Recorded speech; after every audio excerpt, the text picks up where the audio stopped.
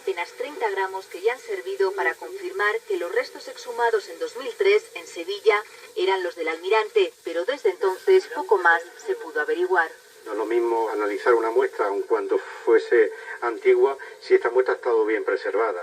En el caso de los restos de Cristóbal Colón, sin duda, pues no estaban en las mejores condiciones. Son huesos con más de 5 siglos y muchos tumbos históricos. Esas muestras han pasado 16 años sin pisar un laboratorio. Ahora, tecnología más avanzada, más certera como esta, ha permitido reanudar las investigaciones.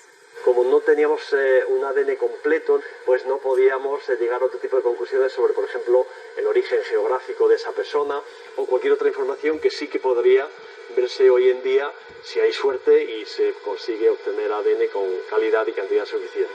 El ADN por sí solo no asigna una nacionalidad, pero puede situar, ayudar a confirmar si Colón fue genovés, catalán, portugués. Él procuró ocultarlo, aunque sí dejó claro cuál quería que fuera su última orilla: América.